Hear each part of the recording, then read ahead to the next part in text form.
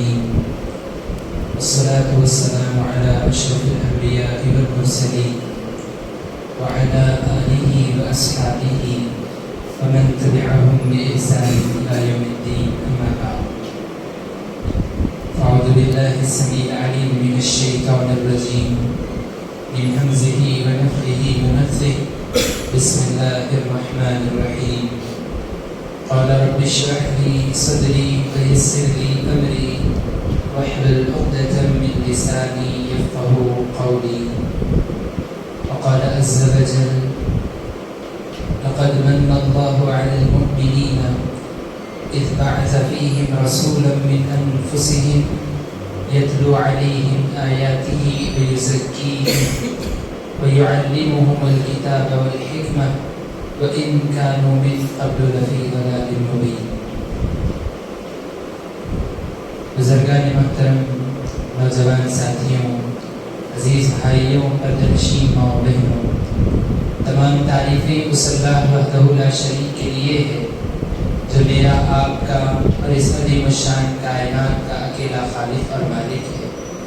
درود و سلام ہو اللہ رب العزت کے تمام نبیوں پر، رسولوں پر، خصوصاً میرے اور آپ کے آخری نبی جناب احمد مجتبیٰ محمد مصطفیٰ صلی اللہ علیہ وسلم کی ذات پر، جن کو رب العالمین نے رہتی کائنات تک کے لیے اسوہ اور نمونہ بنا کر دنیا میں بھیجا، آپ پر دین کو مکمل کیا اور یہ بات نازل فرما دی الیوم اکملت لکم دینکم واتممت علیکم نعمتی ورضیت لکم الاسلام دینا، کہ آج کے دن میں نے تم پر دین کو مکمل کر دیا، اپنی نعمت کو تمام کر دیا اور اسلام کو بطور دین تم سے راضی کر دیا۔ اب اس کے بعد نہ اس دین میں کسی اضافے کی گنجائش ہے اور نہ ہی کوئی کمی قابل قبول ہے۔ دین وہی قابل قبول ہے جو محمد رسول اللہ صلی اللہ علیہ وسلم نے امت تک پہنچایا ہے۔ اللہم صلی علی محمد وعلی آل محمد وبارک وسلم۔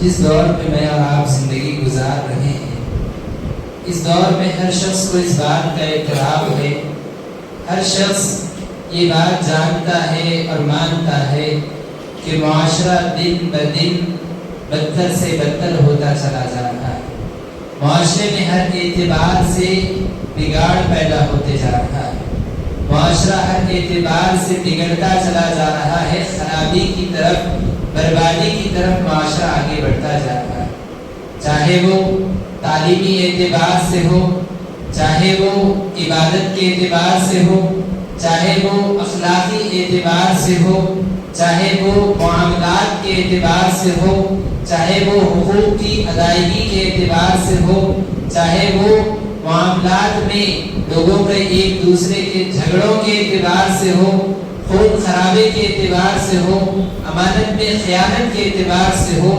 ہر طرف سے ہم اس بات کو دیکھ رہے ہیں کہ معاشرہ بگڑتا چلا جا رہا ہے، معاشرے میں ہر طرف سے خرابیاں پھیلتی چلی جا رہی ہیں۔ آپ دیکھیں عبادتوں کا کیا حال ہے، مسلمانوں میں عبادت کی کیا حالت ہے۔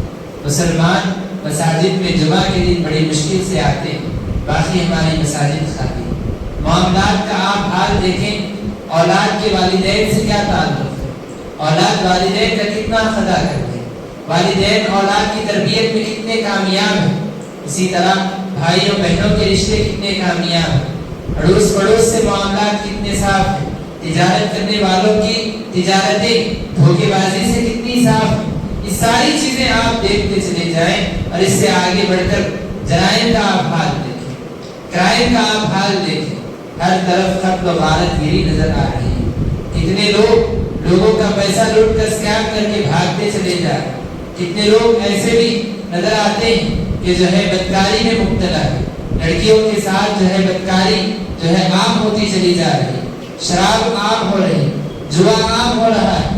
یہ ساری چیزیں آپ دیکھتے چلے جائیں، ہر طرف سے انسانیت بگاڑ کا شکار ہوتی چلی جا رہی ہے، لوگ بگڑتے چلے جا رہے ہیں، لوگ خراب ہوتے چلے جا رہے ہیں۔ اب یہ سارے پس منظر میں، اس سارے ماحول میں جو فکر مند انسان ہیں، جو فکر مند لوگ ہیں، وہ اکثر اس کو دیکھ کر افسوس جتاتے ہیں، افسوس کرتے ہیں کہ بھئی کیا ہو رہا ہے، ہم کیسے معاشرے میں زندگی گزار رہے ہیں، لوگوں کے حالات کتنے خراب ہوتے چلے جا رہے ہیں۔ افسوس کرتے ہیں، آپس میں بیٹھ کر تبصرے کرتے ہیں کہ ایسا ہوا، وہاں ایسا ہوا، یہ ایسا ہو رہا ہے، وہاں اتنا بگاڑ آ گیا، یہ حکومت ایسا کر رہی ہے۔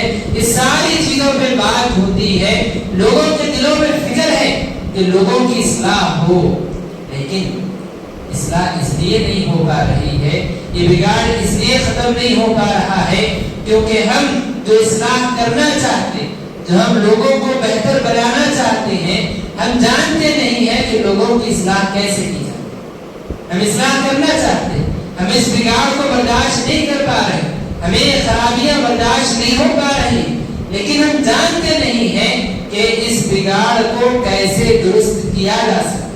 یہ الگ بات ہے کہ لوگ اپنے اپنے اعتبار سے کوششیں ضرور کر رہے ہیں، پیسہ لگانے والے پیسہ لگا رہے ہیں، تقریریں کرنے والے تقریریں کر رہے ہیں، لوگ جمعیت جماعت کی جانب سے محنتیں کر رہے ہیں، لیکن جس طرح سے محنت ہونی چاہیے، جو طریقہ کار جو ہے اختیار کیا جانا چاہیے، وہ طریقہ غلط ہونے کی وجہ سے آج امت میں صحیح طور پہ اصلاح نہیں ہے۔ آپ دیکھیں آج ہمارے معاشرے کی جو حالت، اس معاشرے سے کئی گنا زیادہ بگڑا ہوا معاشرہ اللہ کے نبی صلی اللہ علیہ وسلم جس وقت دین کا پیغام لے کر دنیا میں آئے، اس وقت کا معاشرہ اس سے زیادہ بگڑا ہوا۔ دور جاہلیت جو تھی، اللہ کے نبی صلی اللہ علیہ وسلم کے نبی بن کر دنیا میں آنے سے پہلے لوگوں کے جو حالات تھے وہ اس سے زیادہ بگڑے ہوئے تھے۔ اس قدر لوگ جاہل تھے کہ اپنی بچیوں کو، اولاد جب پیدا ہوتی، بیٹی پیدا ہوتی، تو بیٹی کو جو پیدا ہوئی بیٹی، اس بیٹی کو لے جا کر زندہ دفن کر دیتا تھا، باپ دفن کر دیتا۔ اب سوچ کر دیکھیں کہ معاشرہ کتنا بگڑ چکا۔ اس معاشرے میں شراب عام تھی، جوا عام تھا، قتل عام تھا، اور جو ہے اسی طرح سے لوگوں کا مال لوٹنا جو ہے عام تھا۔ جو آدمی جتنا طاقتور تھا وہ لوگوں پہ اتنا ظلم کرتا تھا۔ یہ ساری چیزیں جو ہے اس معاشرے میں موجود تھی۔ خلاصہ یہ کہ ہر قسم کی برائی، ہر قسم کے غلط کام اس معاشرے میں موجود تھے، اور اتنے خطرناک بگڑے ہوئے حالات میں اللہ تبارک و تعالیٰ نے اپنے نبی محمد رسول اللہ صلی اللہ علیہ وسلم کو لوگوں کی اصلاح کرنے کے لیے بھیجا۔ اب آپ سوچ کر دیکھیں کہ ایک اکیلا آدمی ہے، اسے یہ ذمہ داری دی جا رہی ہے کہ آپ اتنے بگڑے ہوئے معاشرے کے، ہر بگڑے ہوئے ماحول کی آپ اصلاح کریں، ان کے اخلاق کی آپ اصلاح کریں، ان کے معاملات کی آپ اصلاح کریں، حقوق کی ادائیگی کے مسائل میں اصلاح کریں، آپ لوگوں کی عبادت کے مسائل میں اصلاح کریں۔ ہر اعتبار سے اللہ کے نبی صلی اللہ علیہ وسلم کو ساری امت کی اصلاح کی اور قیامت تک آنے والے امت کی اصلاح کی آپ کو ذمہ داری دی۔ پھر اللہ کے نبی صلی اللہ علیہ وسلم نے اس ذمہ داری کو قبول کیا، اور 23 سال آپ نبی بننے کے بعد اس دنیا میں زندہ رہے۔ 23 سال کے اس مختصر سے عرصے، 23 سال کے اس مختصر سے عرصے میں نبی اکرم صلی اللہ علیہ وسلم نے اپنی محنت سے اس معاشرے کو، جس معاشرے میں ہر برائی عام تھی، اللہ کے نبی صلی اللہ علیہ وسلم نے اس معاشرے کو اتنا پاک، اتنا صاف، اتنا اعلیٰ اخلاق والا معاشرہ بنا دیا کہ اللہ تبارک و تعالیٰ نے کہا کنتم خیر امت اخرجت للناس، کہ تم سب سے بہترین امت ہو۔ اللہ تبارک و تعالیٰ نے اس صحابہ کے بارے میں، اللہ تبارک و تعالیٰ نے ان کے بارے میں کہا رضی اللہ عنہم ورضوا عنہ، اللہ ان سے راضی ہو گیا، وہ اللہ سے راضی ہو۔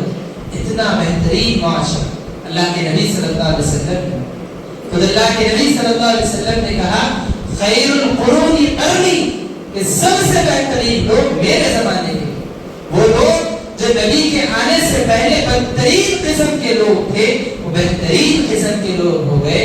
کس کی وجہ سے؟ اللہ کے نبی صلی اللہ علیہ وسلم کی اصلاح کی وجہ سے۔ اور یاد رکھیے کہ اگر کوئی بھی معاشرے کی اصلاح کرنا چاہتا ہے تو اس کے لیے ضروری ہے کہ وہ اسی طریقے کو فالو کرے، اسی طریقے کو اپنائے جو اللہ کے نبی صلی اللہ علیہ وسلم نے اصلاح کا اپنایا، تو ہی ہم اپنے بھی اسلام میں کامیاب ہو سکتے ہیں۔ اور اگر ہم اپنے اعتبار سے ترتیب بنائیں، اپنے اعتبار سے قوانین بنائیں، اپنے اعتبار سے اپنی سوچ کے اعتبار سے لوگوں کی اصلاح کے طریقے بنائیں، ہم ناکام ہوں گے، ہماری دعوت ناکام ہوگی، ہماری دعوت کبھی کامیاب نہیں ہو سکتی۔ لہذا آج میں مختصر وقت میں آپ لوگوں کے سامنے اللہ کے نبی صلی اللہ علیہ وسلم نے اسلام کا کیا طریقہ امت کے لیے اپنایا تھا، اور آج ہم اللہ کے نبی صلی اللہ علیہ وسلم کے اس طریقے کو اپناتے ہوئے کیسے امت کی اصلاح کر سکتے ہیں، مختصر جو ہے آپ کے سامنے اس کے متعلق چند باتیں میں آپ کے سامنے رکھنے کی کوشش کروں۔ سب سے پہلی بات، اللہ کے نبی صلی اللہ علیہ وسلم جب دنیا میں بھیجے گئے، اللہ کے نبی صلی اللہ علیہ وسلم اللہ تبارک و تعالیٰ نے اصلاح کے لیے جو کام اللہ کے نبی کو آپ نے جو ہے سب سے پہلے اللہ کے نبی کو کرنے کے لیے اللہ تعالیٰ نے کہا، وہ کہا اقرأ بسم ربک الذی خلق، اقرأ بسم ربک الذی خلق، اے نبی آپ پڑھیے اپنے رب کے نام سے جس نے پیدا کیا۔ تو سب سے پہلی بات امت کی اصلاح کے لیے اللہ کے نبی صلی اللہ علیہ وسلم کو جو ٹریننگ دی گئی وہ یہ کہ آپ اپنے خالق کا علم حاصل کیجیے۔ آپ اگر اصلاح کرنا چاہتے ہیں، اگر آپ لوگوں کو بہتر بنانا چاہتے ہیں، تو آپ کو سب سے پہلے اپنے خالق کے بارے میں جاننا پڑے۔ آپ اللہ کو جب تک نہیں جانیں گے، آپ اللہ کے بارے میں معلومات حاصل نہیں کریں گے، اس وقت تک کبھی آپ لوگوں کی اصلاح نہیں کر سکتے۔ تو سب سے پہلے اصلاح کرنے والے کے لیے ضروری ہے کہ وہ اللہ تبارک و تعالیٰ کی ذات، اللہ کی قدرت، اللہ کی عظمت، اللہ کی حکمت کے بارے میں وہ خود جانے، تبھی جا کر وہ صحیح طور پر لوگوں کو اللہ کے بارے میں بتا سکتا ہے، لوگوں کو اللہ کے دین کی طرف بلا سکتا ہے اور لوگوں کی وہ اصلاح کر سکتا ہے۔ تو سب سے پہلی چیز، اگر آپ لوگوں کی اصلاح کرنا چاہتے ہیں، آپ خود اللہ کے بارے میں نہیں جانیں گے، آپ کبھی اصلاح نہیں کریں۔ آپ سب سے پہلے اللہ کے بارے میں جانیں، اللہ رب العالمین کے متعلق آپ علم حاصل کریں۔ دوسری چیز، اللہ کے نبی صلی اللہ علیہ وسلم کو اللہ تبارک و تعالیٰ نے لوگوں کی اصلاح کے لیے جب بھیجا، دنیا میں اس وقت بہت ساری برائیاں موجود تھی، دنیا میں ہر قسم کی برائیاں موجود تھی، وہاں زنا موجود تھا، شراب خوری موجود تھی، حق تلفی موجود تھی، ہر گناہ موجود تھا، لیکن اللہ کے نبی صلی اللہ علیہ وسلم نے سب سے پہلے جس چیز کی طرف لوگوں کو دعوت دی وہ کلمہ لا الہ الا اللہ محمد رسول اللہ۔ اللہ کے رسول صلی اللہ علیہ وسلم نے سب سے پہلے امت کے لوگوں کو نماز پڑھنے کی تعلیم دی، نبی صلی اللہ علیہ وسلم نے لوگوں کو زنا سے دور رہنے کی تعلیم نہیں دی، نبی صلی اللہ علیہ وسلم نے سب سے پہلے لوگوں کو شراب چھوڑنے کی تعلیم نہیں دی، پردے کی پابندی کی تعلیم نہیں دی۔ حالانکہ یہ سارے کام ضروری ہیں، یہ سارے کام ضروری ہیں، لیکن سب سے پہلے آپ نے لوگوں کا تعلق ان کے رب سے جوڑا، آپ نے لوگوں کو یہ سمجھایا، یہ بتایا کہ اللہ کے سوا کوئی سچا معبود نہیں۔ اللہ کے نبی صلی اللہ علیہ وسلم نے لوگوں سے کہا کہ اے لوگوں، ایک کلمہ قولوا لا الہ الا اللہ تفلحوا وتملکوا الارض والعجم۔ اللہ کے نبی صلی اللہ علیہ وسلم نے عرب کے لوگوں سے کہا کہ اے لوگوں سنو، تم کلمہ لا الہ الا اللہ کا اقرار، تم یہ بات مان لو، اس بات کا اقرار کر لو کہ اللہ کے سوا کوئی سچا معبود نہیں ہے، تم عرب اور عجم کے حکمران بن جاؤ گے اللہ کے نبی۔ تو یہ اصلاح میں سب سے پہلے یہ ضروری ہے کہ آپ لوگوں کے عقیدے کی آپ اصلاح کریں۔ آپ اصلاح کرنا چاہتے ہیں، لوگوں کے آپ عقیدے کی اصلاح کریں، لوگوں کے دل کی آپ اصلاح کریں، تبھی جا کر وہ انسان کی اصلاح ہو سکے۔ ایک انسان نماز پڑھ رہا ہے، وہ زنا سے دور ہے، وہ شراب سے دور ہے، وہ ساری چیزوں سے دور ہے، بہت اچھے اخلاق والا ہے، سب چیزوں کی آپ اس کو تعلیم سکھا رہے ہیں، لیکن اس آدمی کا عقیدہ آپ نے درست نہیں کیا۔ آج وہ جو نیکیوں کے کام کر رہا ہے، عقیدہ اگر اللہ سے اس کا تعلق مضبوط نہیں ہے، کل آدمی جیسے ہی پریشانیوں میں گرے گا، درگاہوں کا چکر لگانا شروع، آگے بڑھے گا، مندر تک چلے جانا انسان شروع کر دے گا، اس کو جہاں اس کے جو ہے دل کی تسکین ملے گی، انسان وہاں پہنچ جائے گا اگر اس کے عقیدے کی آپ اصلاح نہیں کی۔ تو سب سے پہلے انسان کے عقیدے کی اصلاح کی فکر ہونی چاہیے۔ اللہ کے نبی صلی اللہ علیہ وسلم جب مکہ میں آپ نے 13 سال تک لوگوں کو دین کی دعوت دی، آپ لوگوں کو عقیدے کی تعلیم سکھاتے، آپ لوگوں کو اللہ رب العالمین کی توحید سکھاتے، آپ لوگوں کے سامنے محمد الرسول اللہ کہ اللہ کے رسول محمد ہیں، آپ اس کی تعلیم لوگوں کو سکھاتے، اور اسی طرح سے آپ لوگوں کو آخرت کے بارے میں لوگوں کو آخرت کے بارے میں بتاتے کہ مرنے کے بعد پھر زندہ ہونا ہے، مرنے کے بعد پھر اللہ کے سامنے کھڑے ہونا ہے، اپنے اعمال کا جواب دینا ہے، اور اس عمل کے اعتبار سے فیصلہ ہوگا۔ عمل اچھا ہوگا تو جنت میں جاؤ گے، عمل خراب ہوگا تو جہنم میں جاؤ گے۔ یہ مضمون اللہ کے نبی صلی اللہ علیہ وسلم اپنے صحابہ کے سامنے مکہ میں بار بار پڑھ کر سناتے تھے، اس لیے کہ انسان کا دل جب تک اس کو یہ معلوم نہیں ہے کہ میرے یہ عمل کا بدلہ ملنے والا ہے، انسان اس عمل سے ڈرے گا نہیں۔ آج دیکھیں آپ کہ دنیا میں یہ جو ساری بدکاریاں، یہ سارے کرائم، یہ جرائم جو عام ہو رہے، کیوں؟ لوگوں کو معلوم ہے کہ جرم کرنے کے بعد ہمیں سزا نہیں ملے گی، جرم کرنے کے بعد ہم سزا سے بچ کے نکل جائیں گے۔ لوگوں کو یقین ہے، اپنے جو ہے سیاسی اقتدار کی بنیاد پر، اپنے مال کی بنیاد پر، اپنے عہدے کی بنیاد پر، اپنے وسیع و عریض تعلقات کی بنیاد پر ان کو یقین ہے کہ ہم جرم کرنے کے بعد بھی ہمیں سزا نہیں ملے گی، اسی لیے لوگ جرم کرتے۔ اور اگر لوگوں کو معلوم ہو جائے کہ جرم کریں گے دنیا میں پکڑ نہ ہو صحیح، لیکن ایک دن ضرور ایسا آنے والا ہے جس دن اللہ کے سامنے کھڑے ہونا ہے، اپنے ہر عمل کا جواب دینا ہے، کیا انسان گناہ کر پائے گا؟ کیا انسان کسی کا قتل کر پائے گا؟ کسی کے ساتھ بدکاری کر پائے گا؟ کسی کا مال ہڑپ کے بھاگ پائے گا؟ انسان کے پاس 1 روپیہ لے کر رہ جائے گا اور فوری واپس کرنے کی کوشش کرے گا، کیوں؟ کیونکہ یقین ہے اس کو اس بات کا کہ کل قیامت کے دن اللہ کے سامنے کھڑے ہوں۔ تو یہ آپ امت کی اصلاح کرنا چاہتے ہیں، ان کے عقیدے کو آپ مضبوط کیجیے، ان کی توحید کو مضبوط کیجیے، آخرت پر ان کا ایمان مضبوط کیجیے، تبھی جا کے لوگوں کی اصلاح ہو سکتی۔ اس وقت تک لوگوں کی اصلاح نہیں ہو سکتی جب تک آپ ان کے عقیدے، ان کی توحید اور ان کے ایمان بالآخرہ کو آپ جو ہے مضبوط نہیں کریں گے، اس وقت تک لوگوں کی جو ہے اصلاح نہیں ہو سکتی۔ اور اسی طرح جب آپ لوگوں کی اصلاح میں ان کے عقائد کو جو ہے مضبوط کرنے کی آپ دعوت دیں گے، ان کی توحید کو جو ہے مضبوط کرنے کی آپ دعوت دیں گے، تو آپ کے پاس اس دعوت کے دلائل ہونے چاہیے۔ آپ لوگوں کو اللہ کی توحید کی طرف بلائیں گے، لوگوں کو آخرت پر ایمان کی دعوت دیں گے۔ آپ جب لوگوں کے سامنے دین کی دعوت پیش کریں گے، اصلاح کا پیغام لے کر لوگوں کے پاس جائیں گے، ان کے ذہن میں بھی تو سوال ہو، وہ آپ سے سوال کریں گے، آپ کیا جواب دیں؟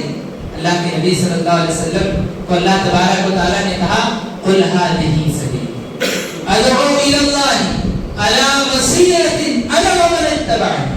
اللہ تبارک و تعالیٰ نے کہا اے نبی آپ لوگوں سے کہہ دیجیے کہ یہ میرا سیدھا راستہ ہے، أَدْعُو إِلَى اللَّهِ میں اللہ کی جانب لوگوں کو بلاتا ہوں، عَلَىٰ بَصِيرَةٍ دلائل کی بنیاد، پروف اور ایویڈنس کی بنیاد پر، میں لوگوں کو ہوائی باتیں کر کے نہیں بلاتا ہوں، لوگوں کی اصلاح ہوائی باتوں پہ نہیں ہو سکتی۔ آپ اپنے عقل سے ایک بات رکھیں گے، سامنے والا اس کی عقل آپ سے اگر تیز ہو وہ آپ کی بات کو رد کر دے، وہ ایسی بات پیش کرے گا آپ کی بات ختم ہو جائے گی۔ آپ کے پاس دلائل ہونے چاہیے قرآن اور حدیث کے، آپ کے پاس قرآن اور حدیث کے پروف اور ایویڈنس ہونے چاہیے، تبھی جا کر آپ لوگوں کے سامنے اصلاح کا کام صحیح طور پہ انجام دے سکتے۔ ایک مثال میں آپ کو دیتا ہوں، ہم کئی بار اپنے ساتھیوں کے عقیدے کی اصلاح کی فکر کرتے، ان کو توحید کا پیغام سناتے کہ بھائی دیکھو عقیدہ توحید یہ ہے، تم اللہ کے علاوہ کسی کی عبادت مت کرو، تم قبروں کی پوجا کرنا چھوڑ دو، مزاروں کے پیچھے ڈھونڈنا چھوڑ دو، تم جو ہے مرشد کے پیچھے ڈھونڈنا چھوڑ دو۔ یہ ساری چیزیں ہم لوگوں کو سناتے ہیں، ہم اپنے الفاظ میں سمجھاتے ہیں، وہ اپنے الفاظ میں اس کا جواب دیتے، ہم سالوں سے لوگوں کی اصلاح کرنا چاہ رہے ہیں، وہ سالوں سے جواب دے کر جو ہے بات کو ختم کر رہے ہیں، یہی مسئلہ چلتا چلا جا رہا ہے۔ آپ سوچ کے دیکھیں، اگر آپ اپنے ساتھی کے سامنے 10 آیتیں کوٹ کر کے پروف کے ساتھ ان کو ایک پرنٹ آؤٹ نکال کر 10 آیتوں کا ترجمہ ان کو نکال کر دے دیں کہ دیکھو یہ میری دعوت نہیں، یہ اللہ تبارک و تعالیٰ کے کلام کی آیتیں ہیں، جب قرآن مجید کہہ رہا ہے تم اس کو پڑھو، اس کو سمجھو، اور اس کے بعد تمہیں جو اپنے عقیدے بنانا تم بنا۔ اگر آپ توحید کی آیتیں 10 آیتیں اپنے کسی ساتھی کے سامنے لے جا کر اس کو آپ ایویڈنس کے ساتھ، پروف کے ساتھ دے دیں تو پھر اس پر اثر ہوگا نہیں، ضرور اثر ہوگا۔ وہ آپ کی بات کا انکار کر سکتا ہے، قرآن کی آیتوں کا کبھی انکار نہیں کر سکتا۔ آج ضرورت اس بات کی ہے کہ آپ توحید کی دعوت پیش کر رہے، لوگوں کی اصلاح کا کام کر رہے، تو ضرورت اس بات کی ہے کہ آپ کا کام پروف اور ایویڈنس کی بنیاد پر ہو، آپ کا کام دلائل کی بنیاد پر ہو۔ ہوائی باتوں سے کبھی اصلاح نہیں ہو سکتی۔ اور اسی طرح جب آپ لوگوں کی اصلاح کا کام کریں، جب آپ لوگوں کو دین کی طرف بلا رہے، تو یہ بھی بات ذہن میں رکھنی چاہیے، جسے کہا جاتا ہے ایک بار دو ٹکڑے، ایک بار دو ٹکڑے۔ یہ جو ہے ہمارا طریقہ نہیں ہونا چاہیے کہ میں لوگوں کی اصلاح کر رہا ہوں، چاہے لوگوں کے دل کو تکلیف پہنچے، اس سے مجھے کوئی جو ہے فرق پڑنے والا نہیں۔ میں سیدھی بولتا ہوں، کھری بولتا ہوں، لوگوں کے دل کو تکلیف پہنچے، لوگوں کا دل ٹوٹ جائے، لوگ مجھ سے دور بھاگ جائیں، مجھے کوئی فرق نہیں پڑتا۔ میں لوگوں کو دو ٹوک جو ہے انداز میں جواب دوں گا، لوگوں کا دل ٹوٹ جائے، اس سے مجھے کوئی فرق پڑتا نہیں۔ اللہ تبارک و تعالیٰ نے کہا ادعو الی سبیل ربک بالحکمۃ والموعظۃ الحسنہ۔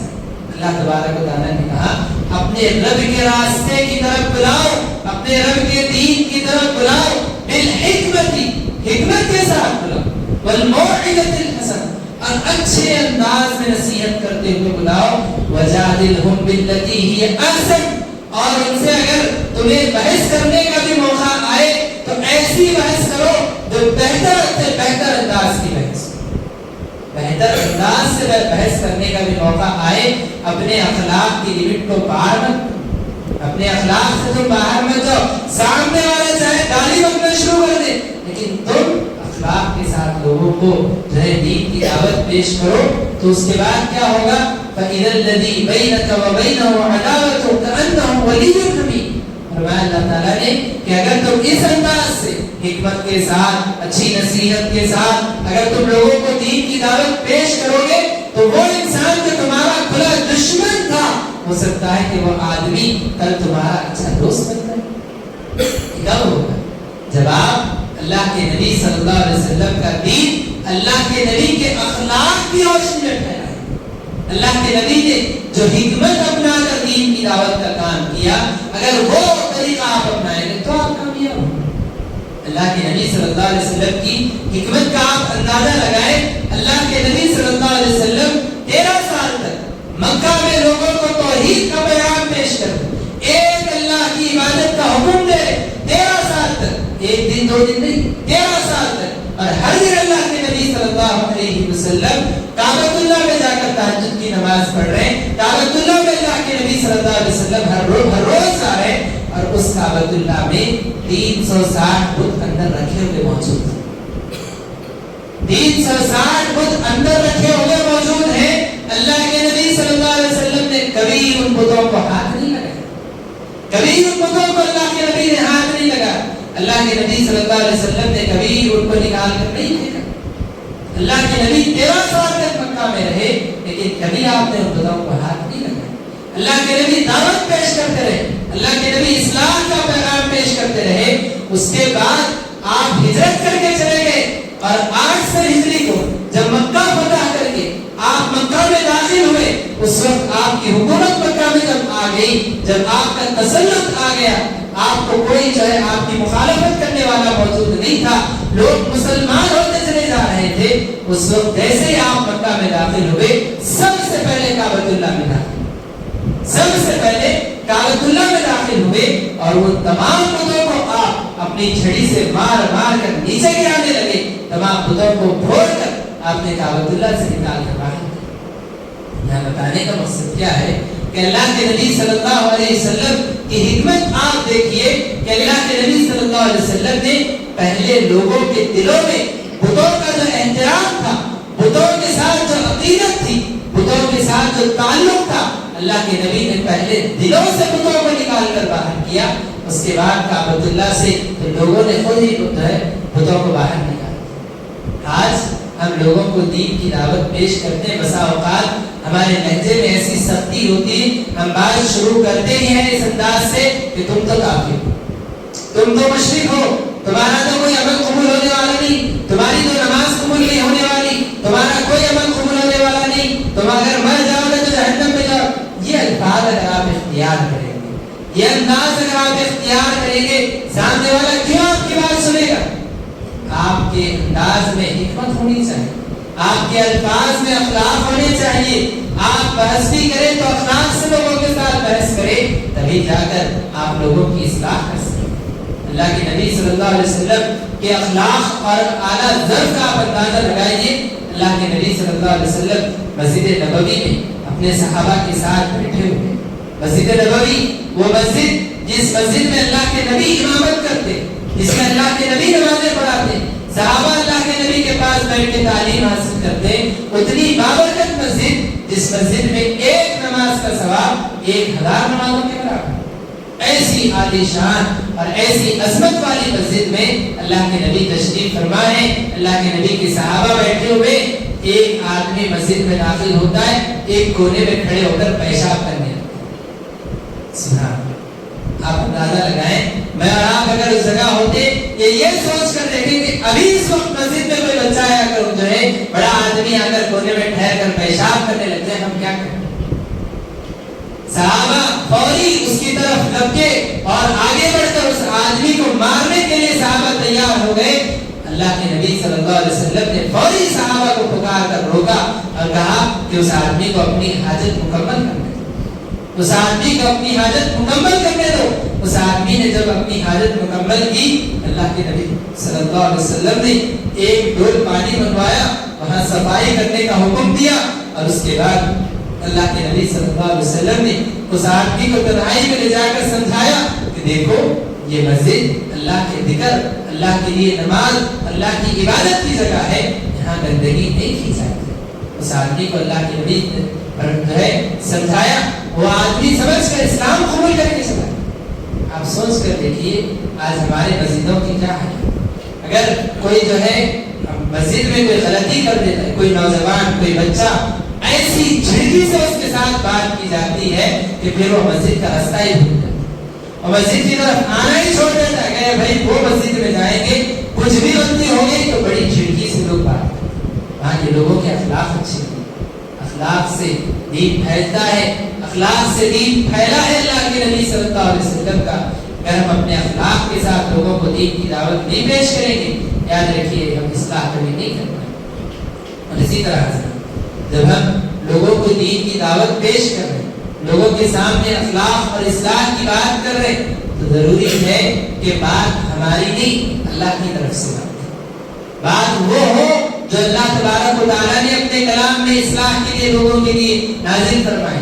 قرآن کریم کوئی برکت کی کتاب نہیں ہے محض، یقیناً قرآن بڑی برکت والی چیز، لیکن محض صرف ایک جو ہے کھانے میں برکت کے لیے رکھ دینا اور لوگوں کی اصلاح کے لیے اپنے الفاظ، اپنے انداز، اپنے طریقے اپنانا، اس کے لیے قرآن نازل نہیں۔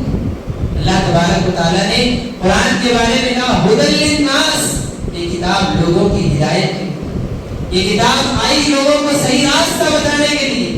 آج ہم نے قرآن کو ایک کونے میں رکھ دیا اور اپنی طرف سے لوگوں کی اصلاح کے طریقے ایجاد کر لیے، اس کی وجہ سے ہماری دعوت ناکامیاب ہو۔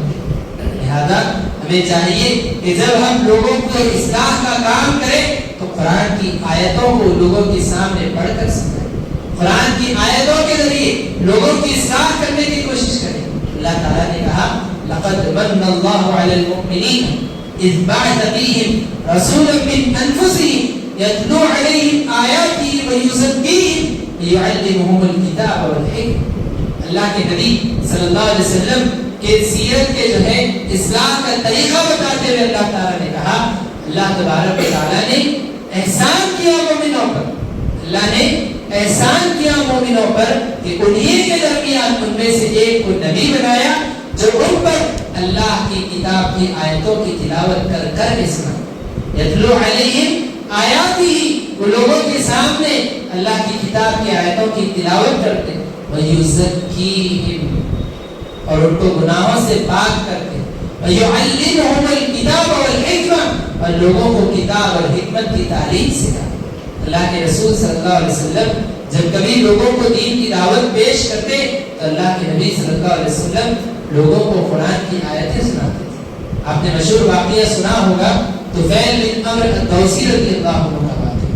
اللہ کے نبی صلی اللہ علیہ وسلم نے جب لوگوں کو دین کی دعوت پیش کی، لوگوں کے سامنے اصلاح کا پیغام آپ نے پیش کیا، تو لوگ جو مشرک تھے وہ آپ سے دور ہوتے چلے گئے اور لوگوں کو دور ہونے کی تعلیم دیتے۔ جو مشرکین مکہ تھے وہ لوگوں کو سکھاتے سمجھاتے کہ ہمارے پاس ایک جادوگر آیا، اس کے پاس مت جانا، اس کی بات مت سننا۔ تو اسی دوران طفیل بن عمرو الدوسی قبیلہ دوس کے بڑے شاعر تھے، ایک مشہور آدمی تھے، بڑی پہنچ تھی ان کی۔ وہ جو ہے مکہ آنے والے طواف کرنے کے لیے، عمرہ کرنے کے لیے وہ مکہ آنے کا قصد کیے، اور جو سردار تھے مکہ کے ان کو معلوم ہوا کہ طفیل بن عمرو الدوسی تو بہت پہنچ والا آدمی ہے، وہ آدمی آنے والا ہے مکہ۔ اب ان لوگوں نے بیٹھ کے مشورہ کیا کہ اگر اتنی دور دور پہنچ رکھنے والا آدمی اگر یہ محمد صلی اللہ علیہ وسلم سے ملے گا اور اگر وہ آدمی ان کی جو ہے بات سمجھ لے گا اور ان کی بات مان لے گا، مسلمان ہو جائے گا، تو پھر تو پورا قبیلہ دوس مسلمان ہو جائے گا، اسلام پھیلتا چلا جائے گا۔ لہذا ضروری ہے کہ اس آدمی کو ان سے ملنے نہ دیا جائے۔ لہذا لوگ پہلے مکہ کی سرحد پر پہنچے تو طفیل بن عمرو الدوسی کا استقبال کیا، اس کو سمجھایا وہیں روک کر کہ دیکھو ہمارے پاس ایک جادوگر آیا ہے، ہمارے پاس ایک جادوگر آیا ہے، باتوں میں اس کے بڑا جادو، تم اس کی بات مت سنو، تم اس کی بات سنو گے تم بھی جادو میں آ جاؤ گے، تم اس کی بات مت سنو۔ اب طفیل بن عمرو الدوسی رضی اللہ عنہ اپنے کانوں میں روئی رکھ کر کعبۃ اللہ جاتے، طواف کرتے، عبادت کرتے، نکل کے گھر چلے جاتے۔ اب اسی اثنا میں ایک دن انہوں نے سوچا کہ میں بھی تو ایک شاعر ہوں، میں بھی ایک سمجھدار انسان ہوں، میری بھی تو عقل سلامت ہے، میں بھی تو صحیح اور غلط کا فیصلہ کر سکتا ہوں، سن کے دیکھتے ہیں کیا ان کا کلام کیا ہے، یہ کیا بات لوگوں کے سامنے پیش کر رہے ہیں۔ سن کے دیکھتا ہوں، سمجھ میں آیا تو قبول کروں گا اور سمجھ میں نہیں آیا تو رد کر دوں گا، چھوڑ کے آگے بڑھ جاؤں۔ لہذا اللہ کے نبی تہجد کی نماز پڑھ رہے تھے، ابھی اللہ کے نبی صلی اللہ علیہ وسلم کے قریب جا کر بیٹھ گئے۔ اللہ کے نبی صلی اللہ علیہ وسلم قرآن کی تلاوت کرتے جا رہے اور یہاں ان کے دل کی حالت بدلتی جا رہی۔ اللہ کے نبی صلی اللہ علیہ وسلم قرآن پڑھتے جا رہے اور ان کے دل میں اثر ہوتا چلا جا رہا ہے۔ اللہ کے نبی نے نماز مکمل کی اور ان کے دل کا حال بدل گیا، اور اللہ کے نبی جب اپنے گھر جانے لگے، یہ اللہ کے نبی صلی اللہ علیہ وسلم کے پیچھے پیچھے چلے گئے اور پھر اللہ کے نبی کے پاس آپ کے گھر میں داخل ہوئے اور اس کے بعد کہا آپ جو کلام پڑھ رہے تھے مجھے پڑھ کر سنائیے، میں سننا چاہتا ہوں۔ اللہ کے نبی صلی اللہ علیہ وسلم نے قرآن کی آیتیں ان کو پڑھ کر سنائی۔ بس قرآن کی آیتیں سن کر ان کے دل پہ ایسا اثر ہوا کہ وہ مسلمان ہو گئے، اسلام انہوں نے قبول کیا اور اپنے ملک چلے گئے، اپنے علاقے میں گئے، قبیلہ دوس کے سامنے انہوں نے اسلام کی دعوت پیش کی اور قبیلہ دوس کے لوگوں نے اسلام قبول کیا، اور اسی میں حضرت ابو ہریرہ رضی اللہ عنہ تھے قبیلہ دوس کے، حضرت طفیل بن عمرو الدوسی کی تبلیغ سے مسلمان۔ تو بتانے کا مقصد یہ ہے کہ لوگوں کی اصلاح کے لیے اپنے الفاظ، اپنا انداز، اپنی تقریر، یہ ساری چیزیں اس قدر سے انداز نہیں ہو سکتی جتنا کہ اللہ تبارک و تعالیٰ کے کلام میں تاثیر ہے۔ آپ دو آیتیں پڑھ کر لوگوں کی اصلاح کی بات کیجیے، یقیناً لوگوں کی اصلاح ہوگی۔ لوگوں کو اللہ تبارک و تعالیٰ کے کلام سے جوڑیے تو لوگوں کی اصلاح ہوگی۔ اور اسی طرح حضرات ایک آخری بات بتا کر اصلاح کے متعلق میں اپنی بات کو ختم کروں، اور آخری بات یہ ہے کہ جب آپ اصلاح کا کام شروع کرنا چاہتے ہیں، کام کہاں سے شروع کریں؟ پہلے کس کی اصلاح کریں؟ پہلے کس کو بہتر بنائیں گے؟ معاشرہ سارا بگڑا ہوا ہے، دنیا ساری بگڑی ہوئی، آپ کے ہاتھ میں کیا ہے؟ آپ تو حکومت چلانے والے نہیں، آپ کے دنیا بھر کا اقتدار آپ کے ہاتھ میں نہیں، آپ کس کی اصلاح کریں گے؟ سب سے پہلے آپ اپنی اصلاح کریں، سب سے پہلے آپ اپنی اصلاح کریں، آپ اپنے آپ کو بہتر بنائیں۔ یہ ساری دنیا یقیناً بگڑی ہوئی ہے، لیکن اگر آپ کو موت آ جائے قبر میں آپ کے ساتھ کون آئے؟ آپ کے عمل کا آپ کو جواب دینا ہے۔ اگر آپ اپنی اصلاح کر لیں گے، اپنے آپ کو سدھار لیں گے، آپ کامیاب ہو جائیں گے۔ چاہے ساری دنیا برباد ہو جائے آپ ضرور کامیاب ہو جائے. تو سب سے پہلے آپ اپنی اصلاح، اور اگر پھر آپ کی اصلاح ہو گئی، آپ بہتر بن گئے، آپ بہتری کے راستے پہ چلنے لگے ہیں، سیکنڈ اسٹیپ پر آپ کو اپنے خاندان کے لوگوں کی اصلاح. اللہ تعالیٰ نے کیا کہا؟ قُوْ أَنفُسَكُمْ وَأَهْلِيكُمْ نَارًا، اے لوگوں اپنے آپ کو اور اپنے اہل و عیال کو جہنم کی آگ سے بچاؤ. اللہ کے نبی صلی اللہ علیہ وسلم کو کیا حکم دیا گیا؟ وَأَنذِرْ عَشِيرَتَكَ الْأَقْرَبِينَ، اے نبی آپ اپنے قریبی رشتہ داروں کو پہلے دین کی دعوت دیجیے. سیرت یہی بتاتی ہے ہمیں کہ اللہ کے نبی صلی اللہ علیہ وسلم نے اصلاح کا کام اپنے خاندان سے شروع کیا.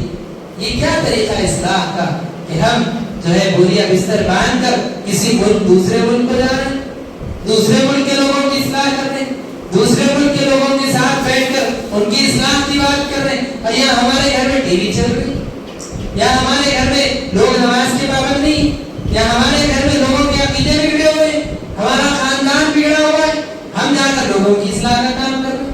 یہ اصلاح کا صحیح طریقہ نہیں ہے. سیرت رسول صلی اللہ علیہ وسلم سے ہمیں پیغام ملتا ہے کہ پہلے اپنی اصلاح، پھر اپنے خاندان کی اصلاح، پھر اس کے بعد اپنے علاقے کے لوگوں کی اصلاح.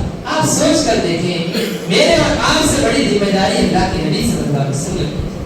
13 سال تک اللہ کے نبی صلی اللہ علیہ وسلم مکہ کے لوگوں کی اصلاح کرتے تھے. کتنے لوگ تھے مکہ؟ 10,000 لوگ بھی نہیں تھے مکہ. یہ جتنا ہمارا علاقہ بڑا ہے اتنی آبادی بھی نہیں تھی مکہ میں. اللہ کے نبی جو سب سے بڑے مبلغ، سب سے بڑی تبلیغ کرنے والے 13 سال تک مکہ میں رہے. مکہ کے لوگوں کی اصلاح کرتے، انہی لوگوں کو پکڑ پکڑ کے سمجھا رہے، پکڑ پکڑ کے سمجھا رہے، پکڑ پکڑ کے سمجھا. کبھی سرداروں کو پکڑ کے سمجھا رہے، کبھی غلاموں کو پکڑ کے سمجھا رہے، کبھی بازاروں میں جا کے سمجھا رہے.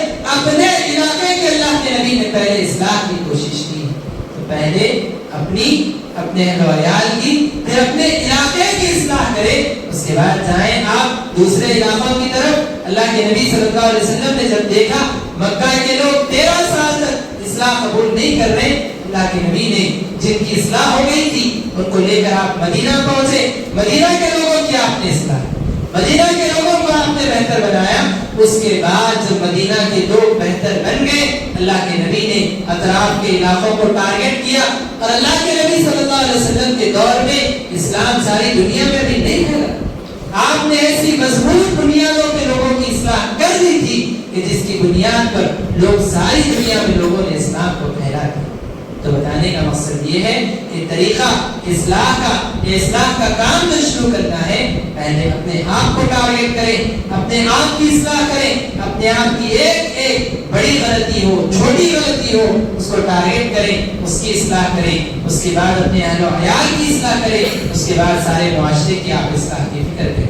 ایک مثال ایک بہت بڑے عالم نے دی کہ ایک آدمی معاشرے کی اصلاح کی اس نے فکر کی اور نکل گیا معاشرے کی اصلاح کے لیے. اس نے سوچا کہ معاشرہ بگڑا ہوا ہے تو سب سے پہلے میں کیا کروں گا؟ حکومتوں کی اصلاح کرنے کی کوشش. اور حکومتوں کی اصلاح کے لیے نکل گیا. اس کی ساری زندگی گزر گئی، وہ حکومت کی اصلاح نہیں ہو پائی. تو آدمی نے سوچا کہ بھئی حکومت کی اصلاح نہیں ہو پا رہی ہے، سارا ملک نہیں بدل رہا ہے، چلو میں اپنے شہر کی پہلے اصلاح. پھر اس کے بعد آدمی نے کئی سال محنت کی، شہر کی اصلاح نہیں ہو پا رہی. پھر آدمی نے سوچا کہ نہیں، پہلے میں اپنے علاقے کے لوگوں کی اصلاح. پھر اس کے بعد وہ علاقے کے لوگوں کی اصلاح کرنے لگا. پھر اسے محسوس ہوا کہ پہلے میرے خاندان کے لوگوں کی اصلاح ضروری. پھر خاندان کے لوگوں کی اصلاح کرنے لگا. پھر اسے محسوس ہوا کہ پہلے مجھے اپنی اصلاح کرنی ہوگی. پھر وہ اپنی اصلاح کرنے لگا. آخری وقت میں اسے بات سمجھ میں آئی کہ پہلے مجھے اپنی اصلاح کرنی چاہیے تھی. اس کے بعد میں اگر خاندان کے لوگوں کی اصلاح کرتا تو خاندان کے لوگ بھی میرے ساتھ ہوتے، علاقے کے لوگوں کی اصلاح میں آسانی ہوتی.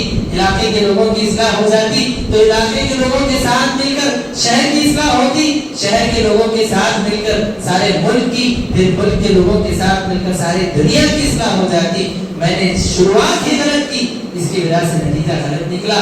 اس آدمی کو آخری میں بات سمجھ. اس کے برخلاف آپ دیکھیں اللہ کے نبی صلی اللہ علیہ وسلم نے پہلے اپنی اصلاح کی، اپنے خاندان کے لوگوں کی اصلاح کی، مکہ کے لوگوں کی اصلاح کی کوشش کی، پھر مدینہ کے لوگوں کی اصلاح کی کوشش کی. دھیرے دھیرے دنیا میں، ساری دنیا میں اسلام کو آپ نے پھیلا دیا. بتانے کا مقصد یہ ہے کہ معاشرے کی اصلاح کی ضرورت ہے. اور اصلاح اسی وقت ہو سکتی ہے جب اللہ کے نبی صلی اللہ علیہ وسلم کے بتائے ہوئے طریقے کو اپنا کر ہم اصلاح کریں۔ اللہ سے دعا کرتا ہوں کہ جو باتیں آج کہی گئی اللہ ہم تمام کو اس پر عمل کی توفیق نصیب فرمائے۔ اللہ ہم تمام کو سب سے پہلے اپنی اصلاح کی توفیق عطا فرمائے، اور اللہ تبارک و تعالیٰ اپنے اہل و عیال کی، اپنے رشتہ داروں کی، اپنے معاشرے کی اصلاح کی توفیق عطا فرمائے۔